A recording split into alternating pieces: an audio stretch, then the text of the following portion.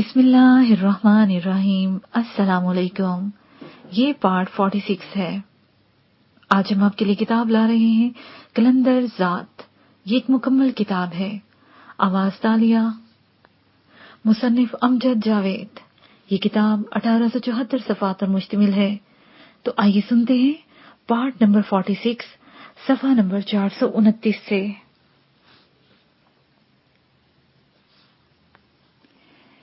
ये अनुजीत नहीं आया तुम्हारे साथ? वो एयरपोर्ट पर आ जाएगा अगर उसे आना हुआ तो, वरना तुम हरप्रीत को छोड़ने ओगी जाओगे। उसने कहा तो मैंने सर हम तस्लीम कर लिया। नया पैराग्राफ।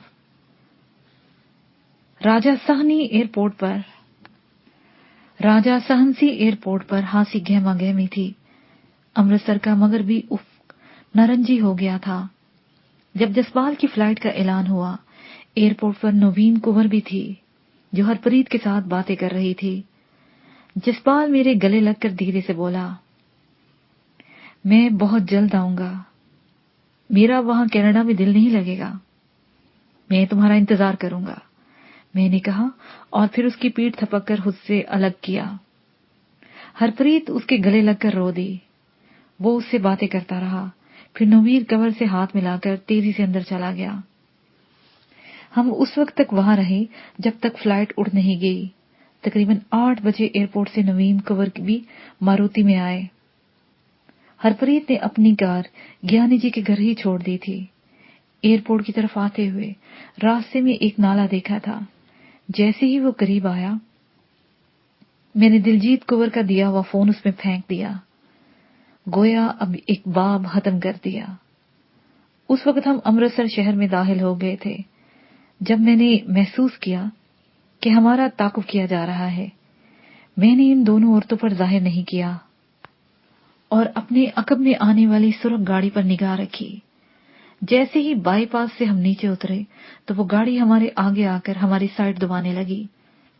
नवीन ने बहुत कोशिश की कि वो निकल जाए, लेकिन उसे वहां रुकना ही पड़ा। हमारे रुकते ही 4 अफराद तेजी से निकले। उनके हाथों में पिस्टल थे। उन्होंने आते ही हमें कवर कर लिया।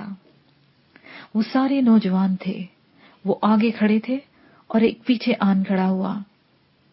चौथे ने मारुति के अंदर झांक कर देखा। फिर नवीन का दरवाजा खोलकर बोला, ए मिस ड्राइवर, बाहर निकलो और अपनी शिनाख्त कराओ। नवीन ने कार बंद की और बाहर निकल गई। तभी उसने हमें भी बाहर आने का इशारा किया। हम भी बड़ी तमीज से बाहर निकल आए। मैंने खतरा महसूस होते ही अपना पिस्टल डब में डाल लिया था। मैं भी निकलकर हरप्रीत के साथ एक तरफ खड़ा हो गया। कौन हो तुम लोग और क्या चाहते हो?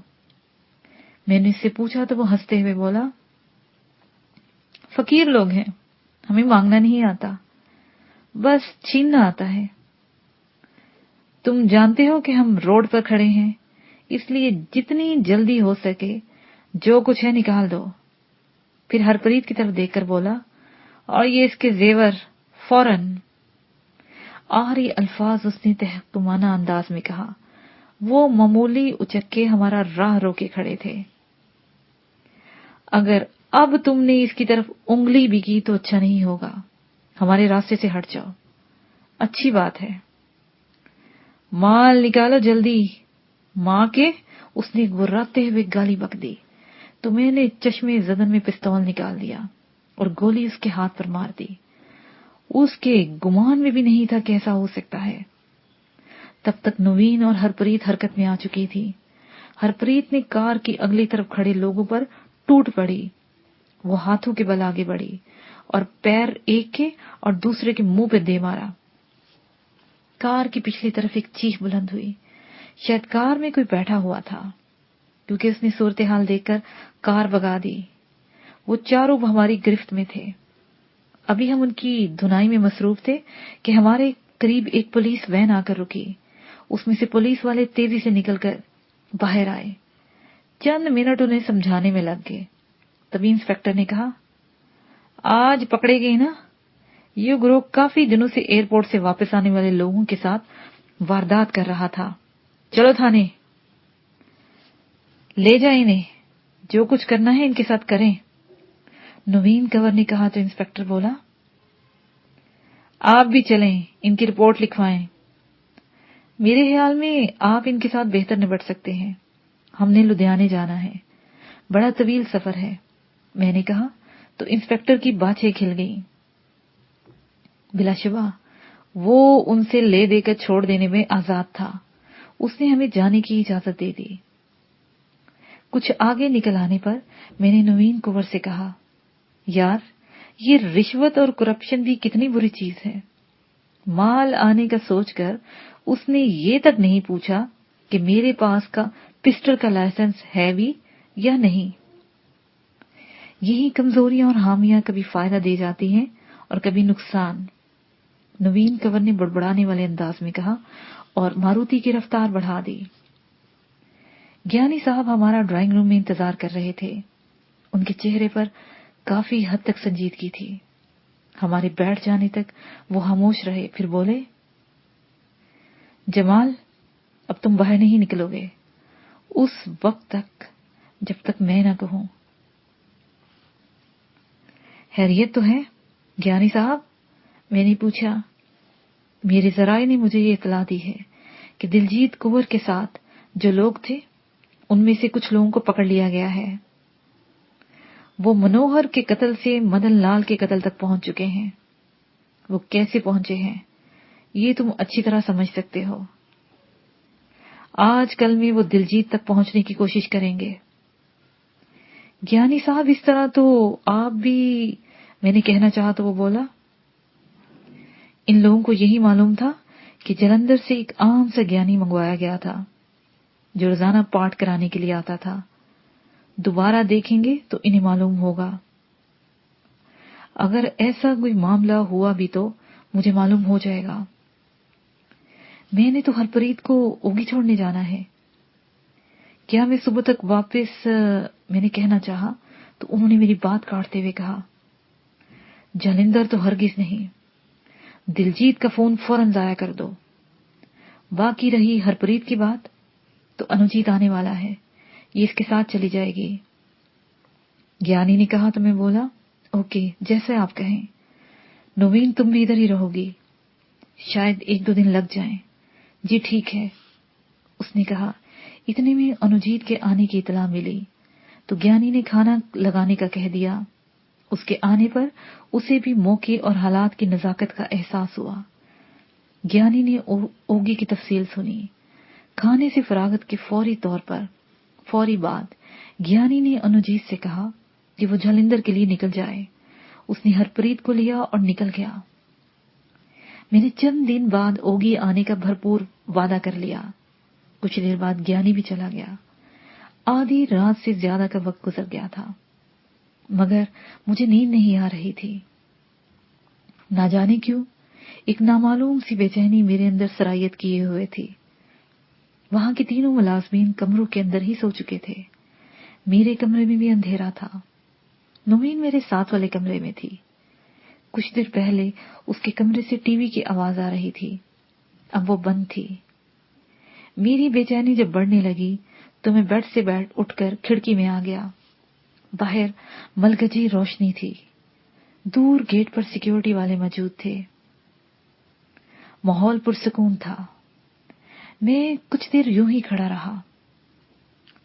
मैं लाशौरी तौर पर यह सोच रहा था कि मेरी ये बेचैनी क्यों है। कुछ देर यूं ही सोचते रहने के बाद एकदम से मुझे उन आवारा लड़कों का ख्याल आया जो हमें लूटना चाह रहे थे। आखिर ऐसी कौन सी चीज थी जिसने उन्हें हमारी तरफ मुतवज्जा किया था। छोटी गाड़ी मारुति जिसके सवार आसान शिकार थे। हरप्रीत के मामूली से जेवर जो उसके कानों और गले में पहन रखा था, वो एयरपोर्ट से ही हमारे पीछे लगे थे। या फिर उन्होंने मुझे सेल फोन फेंकते हुए देख लिया था, या फिर ये सब गलत था और फकत मेरे ही दिल की में चोर है। मैं इन्हीं आवारा ख्यालों में खोया हुआ था कि अचानक मुझे कंपाउंड में किसी के होने का एहसास हुआ। पहले मैं यही समझा कि शायद सिक्योरिटी गार्ड इधर उधर फिर रहा होगा, लेकिन उसका अंदाज ऐसा नहीं था। وہ بہت محتاط انداز میں آگے بڑھ رہا تھا. وہ ایک ہی تھا یا کوئی دوسرے بھی تھے؟ یہ سوچتے ہی میں تیزی سے پلٹا. سائڈ ٹیبل کی دراز میں دھرا اپنا پسٹل اٹھایا. اس کے ساتھ ہی راؤنڈ پڑے ہوئے تھے. میں نے اسے بھی اٹھا کر اپنی اندرونی جیب میں ٹھونس لیا. میں تیزی سے باہر نکلا اور نوین کا دروازہ بجانا چاہا مگر وہ کھلتا گیا. وہ بیڈ پر پڑی لیپ ٹاپ میں کھوئی ہوئی تھی. اس کے کانوں میں ہیڈ فون لگے ہوئے تھے. اس نے مجھے دیکھا اور مسکراتے ہوئے ہیڈ فون کانوں سے نکال لیے. میری نگاہ اسکرین پر پڑی تو میں نے فوراً آنکھیں پھیر لیں. وہ احلاق سے اس فلم دیکھ رہی تھی. مجھے اس سے غرض نہیں تھی کہ وہ کیا کر رہی ہے. میں نے لیپ ٹاپ بند کرتے ہوئے کہا، نوین باہر کوئی ہے؟ کون ہے؟ دوست یا دشمن میں نہیں جانتا. اٹھو دیکھو باہر کون ہے. میری بات غور سے سننے کے بعد وہ یوں بیڈ سے اچھلی جیسے اسے کرنٹ لگ گیا ہو. اسے تیزی سے جوتے پہنے اور میرے ساتھ باہر نکلنے کو تیار ہوگی. میں نے اسے کھڑکی سے دیکھنے کی جانب متوجہ کیا. وہ باہر دیکھنے لگی، پھر سرگوشی کے انداز میں بولی، ہے کوئی؟ لیکن وہ اکیلا نہیں ہے، وہ دیکھو اس کے پیچھے. وہ 2 آدمی تھے. بڑے محتاط انداز میں آگے بڑھ رہے تھے. میں یہ فیصلہ نہیں کر پا رہا تھا کہ ان کا مقابلہ کیا جائے یا پھر یہاں سے فرار ہوا جائے. میں نے نوین کی آنکھوں میں دیکھتے ہوئے کہا، بولو، مقابلہ یا فرار؟ مقابلہ. اس نے سرسراتے ہوئے کہا تو میں اسے لیتا ہوا باہر آ گیا. ایسے کرو، یہاں کے ملازمین کو جگاؤ. فوراً میں اوپر جا کے چھت پر سے دیکھتا ہوں. یہ کہتے ہوئے میں سیڑھیاں چڑھتا چلا گیا. دوسری منزل کی چھت پر پہنچ کر میں نے دیکھا باہر گلی میں ایک کار دکھائی دی جس کے پاس کوئی نہیں تھا. ممکن ہے اس کے اندر کوئی ہو. کمپاؤنڈ میں وہی 2 افراد اب نظروں سے اوجھل تھے. مجھے سیکیورٹی گارڈ پر غصہ آ رہا تھا کہ وہ کیا کر رہے ہیں، سوئے ہوئے ہیں یا بے ہوش ہیں، کیونکہ گیٹ پر کوئی نہیں تھا. میں نے چاروں طرف پھر کے دیکھ لیا. اب کوئی بھی دکھائی نہیں دے رہا تھا. اچانک مجھے خیال سوچا اور پھر میں نے اگلے ہی لمحے اس پر عمل کرنے کا فیصلہ کر لیا. میں نے پچھلی طرف سے نیچے جھانکا اور چھت پر سے نیچے جانے کا کوئی راستہ تلاش کرنے لگا. جلد ہی مجھے ایک پائپ دکھائی دیا. میں نے محتاط انداز میں اس پر پاؤں رکھا اور پھر شیڈ کا سہارا لیتے ہوئے نیچے اترتا چلا گیا یہاں تک کہ میرے پاؤں فرش پر لگے. میں فوراً ہی نیچے بیٹھ گیا. میں نے بجائے انہیں تلاش کرنے کے باؤنڈری وال کے اس طرف گیا جس کے ساتھ کار کھڑی ہوئی تھی. میں ایک قریبی درخت پر چڑھا، پھر باؤنڈری وال پر قدم رکھا اور باہر کی جانب اتر گیا. وہ کار کا عقب تھا. میں نے محتاط انداز میں کار کے اندر جھانکا.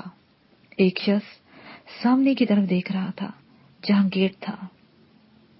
میں سانس روک کے اس کے سر پر جا پہنچا، پھر ایک جھٹکے سے دروازہ کھول کر پیسنجر سیٹ پر جا بیٹھا اور پسٹل اس کی گردن پر لگا دیا. کون ہو تم؟ وہ حیرت کے مارے ساکت ہو کر رہ گیا تھا. اس کے گمان میں بھی نہیں تھا کہ کوئی یوں سے دبوچ لے گا. 1 یا 2 لمحے بعد اس کے اوسان بحال ہو گئے.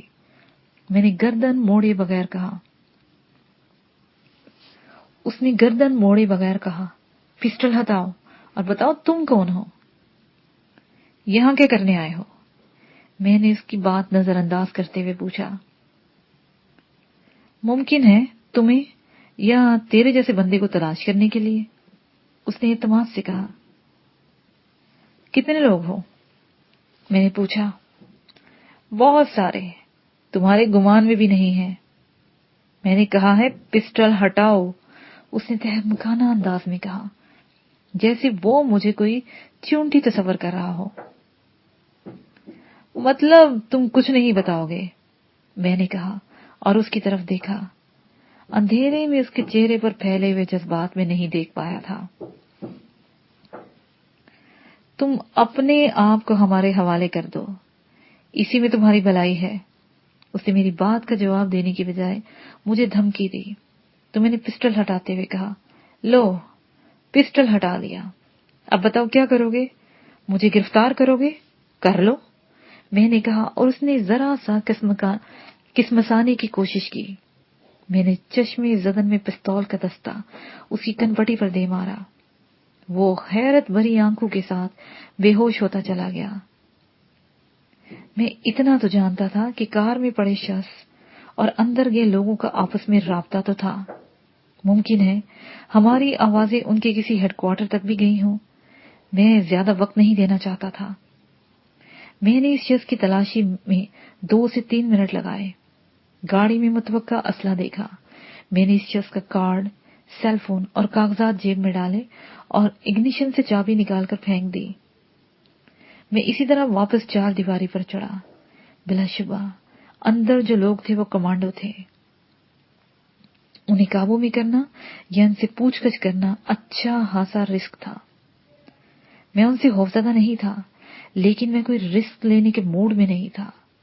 میرے لیے سب سے بڑا مسئلہ یہی تھا کہ میں انہیں اندر سے کیسے نکالتا۔ میں نے چند لمحے سوچا، پھر باؤنڈری وال سے نیچے اتر آیا۔ میں نے اس بے ہوش شخص کو باہر نکالا، اس کی شرٹ نکالی، پھر سیل فون کی لائٹ میں چابی تلاش کی۔ وہ جلد ہی مجھے مل گئی۔ میں نے کار کے پیٹرول ٹینک کا ڈھکن کھولا اور اس کی شرٹ کو پیٹرول میں بھگویا۔ اب مسئلہ آگ لگانے کا تھا۔ میرے پاس ماچس یا لائٹر نہیں تھا۔ میں نے پسٹل سے گولی چلائی، ٹھک کی آواز کے ساتھ گولی نکلی اور شرٹ جلنے لگی۔ میں نے انتہائی تیزی سے اپنا آپ بچایا اور 4 دیواری پر چڑھ گیا۔ اگلے ہی لمحے اندر کود گیا۔ میں بھاگتا ہوا رہائشی عمارت کی جانب بڑھا۔ اس میں زیادہ سے زیادہ 2 منٹ لگے ہوں گے۔ اچانک 4 دیواری کے باہر زوردار دھماکہ ہوا۔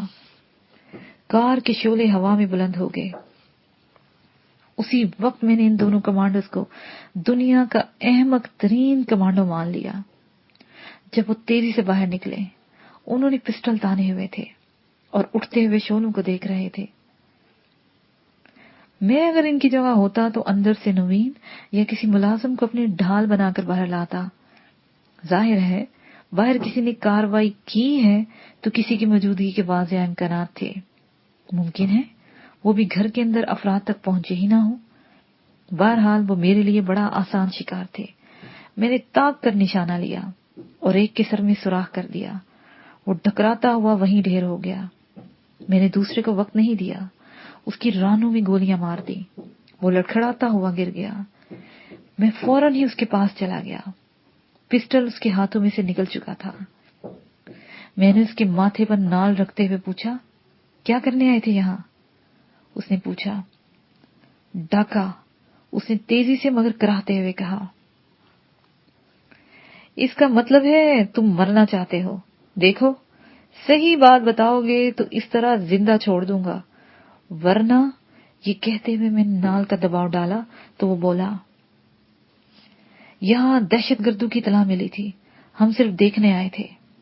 اس نے کراہتے ہوئے کہا، کس نے بتایا؟ میں نے پوچھا تو اتنے میں اندر سے نوین باہر آ گئی۔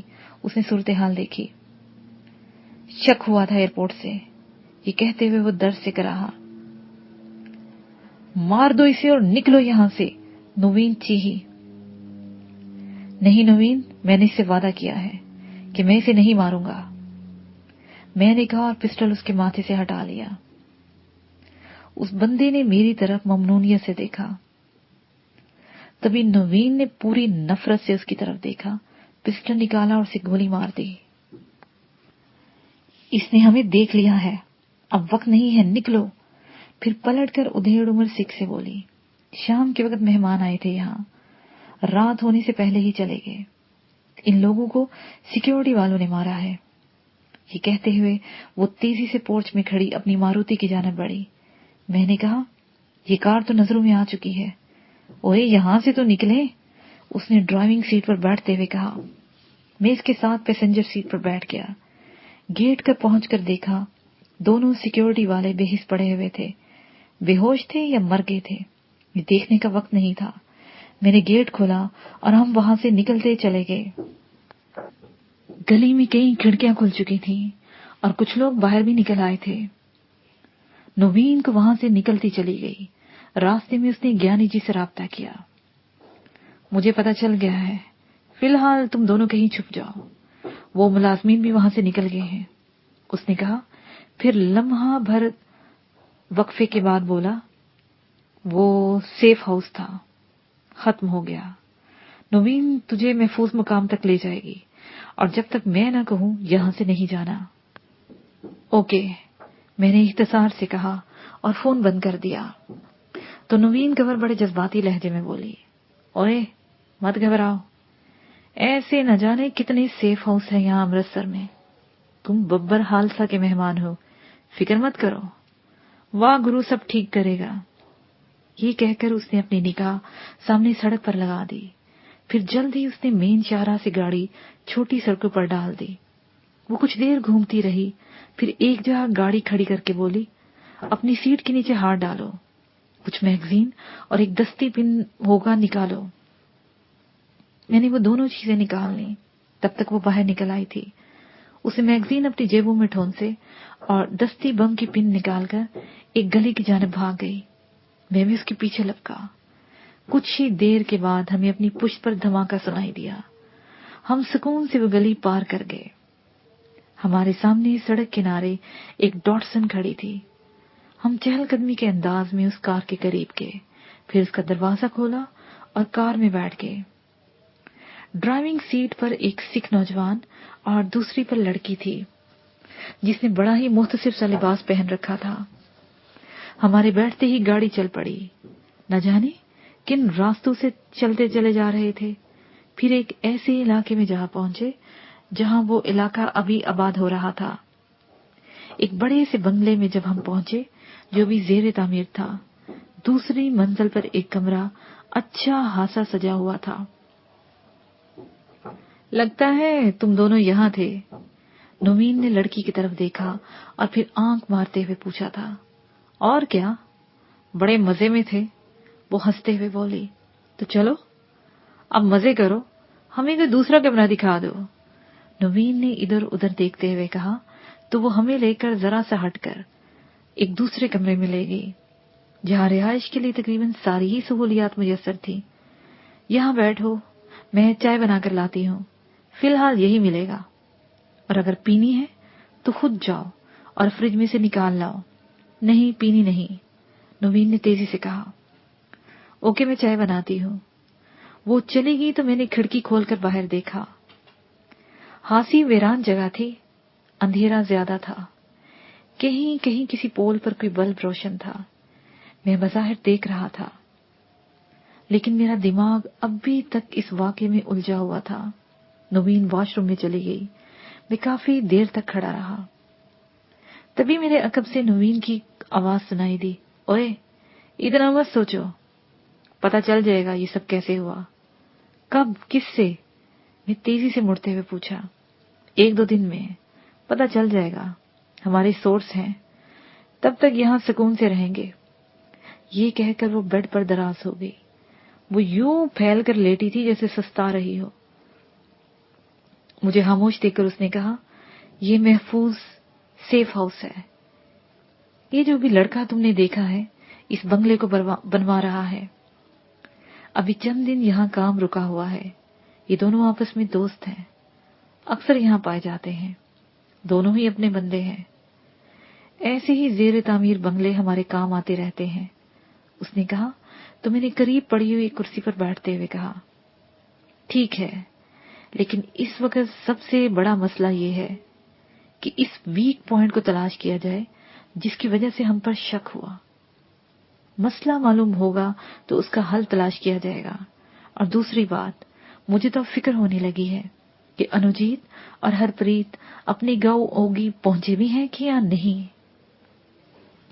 ہاں، ان کے بارے میں فکر ہونی چاہیے، لیکن جب نوین ہے تو پھر فکر کیسی؟ میرے پاس ہرپریت کا نمبر ہے، میں کال کرتی ہوں اسے۔ نہیں، تم اسے کال نہیں کرو گی۔ اگر وہ دشمنوں کے ہاتھ میں ہوئی تو تمہاری یہی کال انہیں ہم تک پہنچنے میں مدد دے گی، پھر یہی امرتسر ہمارے لیے تنگ ہو جائے گا۔ میں نے اسے بتایا تو وہ سوچنے لگی، پھر چند لمحے بعد بولی، تو یہ رابطہ کیسے ہو پائے؟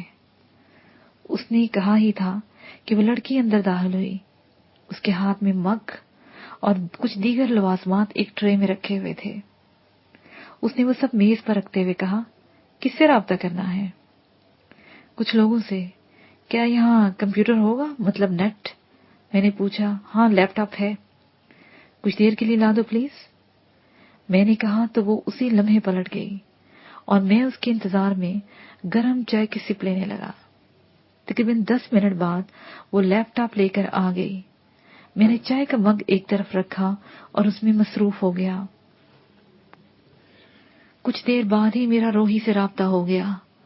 وہاں سے مجھے سب سے پہلی جو خبر ملی وہ یہی تھی کہ انوجیت کے ساتھ ہرپریت اپنے گاؤں خیریت سے پہنچ گئے ہیں، جبکہ جسپال کو ابھی وینکوور پہنچنے میں وقت لگے گا۔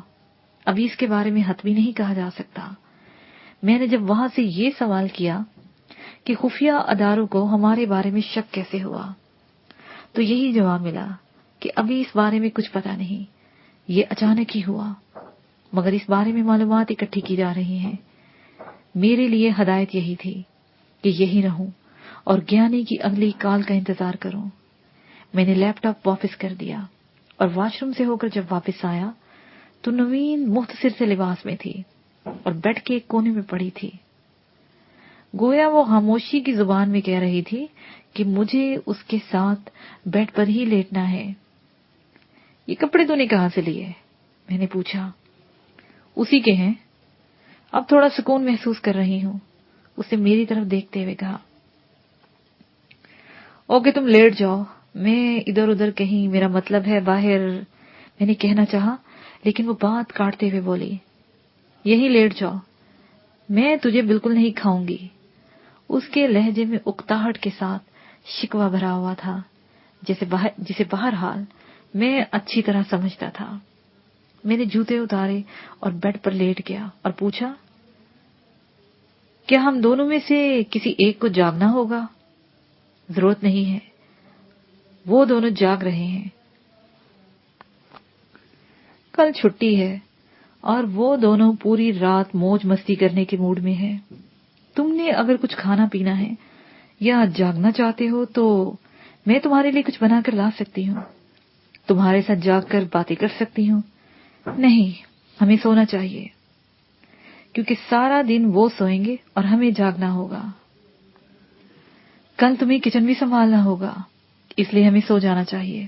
اوکے، اس نے کہا اور کڑوڑ بدل کر سو گئی۔ میں چند لمحے یوں ہی لیٹا رہا، پھر میں نے لائٹ آف کی اور سونے کے لیے لیٹ گیا۔ میں کچھ دیر تک آنکھیں بند کر کے یوں ہی اس سارے معاملے کو لیے سوچتا رہا۔ کوئی سرا تو ہاتھ ہی نہیں آیا، مگر یہ پتہ نہ چلا کہ میں کب سو گیا۔ میری آنکھ خود بخود کھل گئی تھی۔ میں نے اٹھ کر دیکھا، نوین بے خبر پڑی سوئی ہوئی تھی۔ اس نے اپنے دونوں ہاتھ رانوں میں دیے ہوئے تھے اور اکٹھی سی ہو کر پڑی تھی۔ میں اٹھا اور واش روم میں چلا گیا، پھر کھڑکی میں آ کر کھڑا ہو گیا۔ باہر نیلی روشنی پھیلی ہوئی تھی۔ یہی نیلگو روشنی والا ماحول مجھے سب سے زیادہ سہانا لگتا تھا۔ کچھ وقت یہیں گزر گیا، تبھی نوین کا فون بج اٹھا۔ وہ کسمساتی ہوئی اٹھی، اس نے فون سنا، پھر ایک دم سے حواسوں میں آ گئی۔ میں سمجھ گیا کوئی خطرے والی بات ضرور ہوگی۔ پھر اس نے میری طرف دیکھا اور فون بند کر دیا۔ کیا بات ہے؟ خیریت تو ہے نا؟ ابھی بتاتی ہوں، خیریت ہے کہ نہیں؟ یہ کہہ کر وہ اٹھی اور باہر کی جانب چلی گئی۔ میں تذبذب میں ٹہلنے لگا۔ کچھ ہی دیر بعد وہ واپس آ گئی۔ اس کے ہاتھ میں لیپ ٹاپ تھا۔ اس نے جلدی سے آن کیا اور ایک اخبار کا ویب پیج نکال لیا۔ وہ انگریزی اخبار تھا۔ پھر اس نے ایک خبر کے ساتھ بنے خاکے کی طرف اشارہ کرتے ہوئے بولا، یہ دیکھو۔ میں نے دیکھا، وہ بہت حد تک میرا ہی خاکہ تھا۔ وہ مجھ سے کافی حد تک ملتا جلتا تھا۔ میں چونک گیا۔ مجھے اپنا خاکہ چھپنے پر اتنی پریشانی نہیں تھی جتنی یہ سوچ کر شدید حیرت ہوئی، آخر یہ خاکہ چھپ کیسے گیا؟ کس نے مجھے اتنے غور سے دیکھا تھا؟ کیا میں کسی سازش کا شکار ہو رہا ہوں اور کسی بھی لمحے انڈیا خفیہ والوں کے ہتھے چڑھنے والا ہوں؟ میرے اندر بے چینی اور سنسنی کی لہریں دوڑنے لگیں۔ हाका तो हाका ही होता है, 100% तस्वीर तो नहीं होती। जिस खबर के साथ वो हाका शाया हुआ था उसमें हासी हराफात भरी तफसील लिखी हुई थी। नामालूम दहशतगर्दों का ठिकाना, आतिशी असला, बारूद, नक्शे और दीगर ऐसा मवाद जिससे ये साबित होता था कि वो दहशतगर्द भारतीय पंजाब में बड़े पैमाने पर तबाही फैलाना चाहते थे। इस कार्रवाई में 2 कमांडो मारे गए जबकि तीसरा बच गया और अस्पताल में जिंदगी और मौत की कश्मकश में था। चंद दहशतगर्द गिरफ्तार कर लिए गए और ये हाके वाला फरार होने में कामयाब हो गया। इसके अलावा और बहुत सारी ऊटपटांग बातें थी। मैंने इस खबर और इसकी तफसीलात पर तवज्जो नहीं दी, बल्कि ये सोचने लगा कि इन तीनों में से बचा कौन होगा जिसकी मदद से उन्होंने ये हाका बनाया था। मुझे ये अच्छी तरह याद था कि एक के सर में सुराख मैंने खुद किया था, दूसरे को नवीन कुंवर ने मारा था, तीसरा जो बाहर था जिसे मैंने मारा नहीं था, सिर्फ बेहोश किया था। जाहिर है उसे होश आ गया होगा और वो गाड़ी जलने से पहले ही बाहर निकल गया होगा, क्योंकि खबर में किसी औरत का जिक्र नहीं था। ये मैंने अच्छी तरह देख लिया था। बाहर वालों को मालूम ही नहीं था कि अंदर औरत भी थी। इसके साथ ही ये पार्ट अपने इख्तिताम को पहुंचा।